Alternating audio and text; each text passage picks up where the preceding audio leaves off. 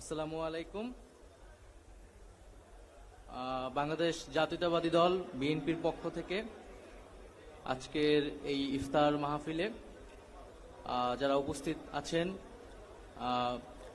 সবাইকে জাতীয় নাগরিক পার্টির পক্ষ থেকে সালাম এবং শুভেচ্ছা জানাচ্ছি।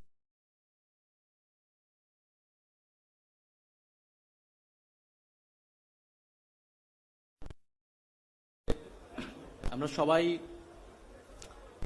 এখানে সমবেত হয়েছি ইফতারকে উদ্দেশ্য করে হলেও এর একটি রাজনৈতিক একটি গুরুত্ব রয়েছে।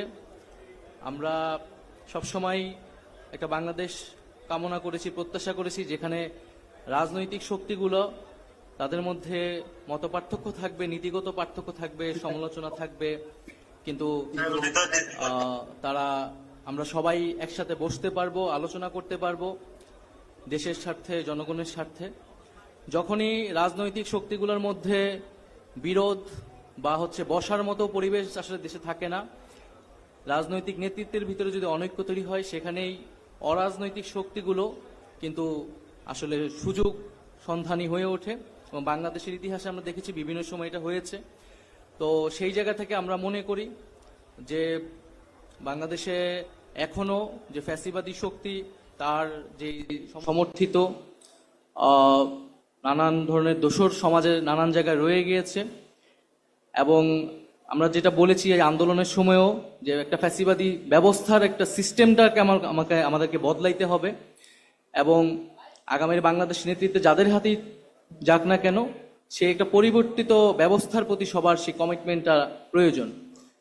তো আমরা মনে করি যে বাংলাদেশের এখন যে পরিবেশ পরিস্থিতি রয়েছে আমাদের মধ্যে সেই রাজনৈতিক ঐক্যটা থাকবে, এবং কারণ আমি আগেও যেটা বললাম, রাজনৈতিক ঐক্যের অভাব হলে সেখানে অরাজনৈতিক শক্তি, এবং আমরা জানি যে আমাদের সামরিক বেসামরিক আমলাতন্ত্র রয়েছে, আমাদের লুটেরা মাফিয়ারা রয়েছে, এবং বৈদেশিক ষড়যন্ত্রকারী বিভিন্ন পরাশক্তি রয়েছে, এবং বাংলাদেশে দীর্ঘদিন নতজানু পররাষ্ট্রনীতির আন্ডারে বাংলাদেশকে রাখার চেষ্টা করেছে বিগত সরকার।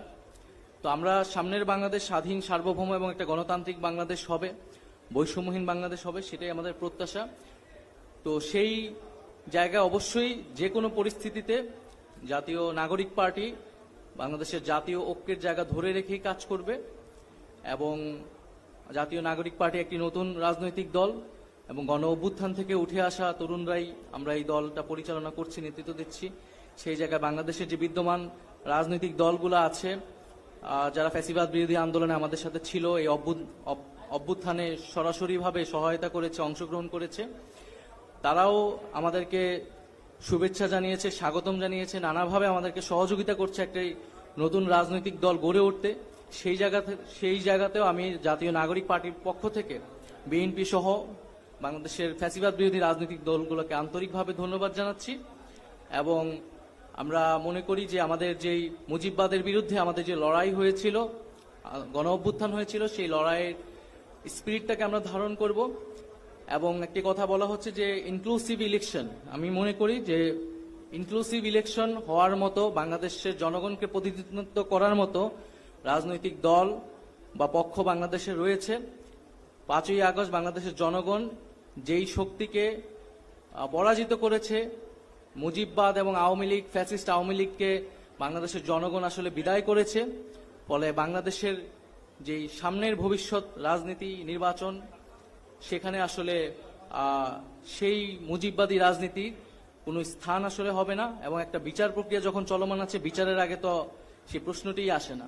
তো আমাদের জাতীয় নাগরিক পার্টির পক্ষ থেকে সেই আহ্বানটা আমরা রাখবো যে এই বিষয়েও যাতে আমরা একটা রাজনৈতিক কনসেনসাসে, ঐক্যমতে আসতে পারি। আমি আবারও আজকের এই ইফতার আয়োজনের জন্য এবং জাতীয় নাগরিক পার্টিকে আমন্ত্রণ জানানোর জন্য বাংলাদেশ জাতীয়তাবাদী দলকে আন্তরিকভাবে ধন্যবাদ এবং শুভেচ্ছা জানাচ্ছি। আসসালামু আলাইকুম।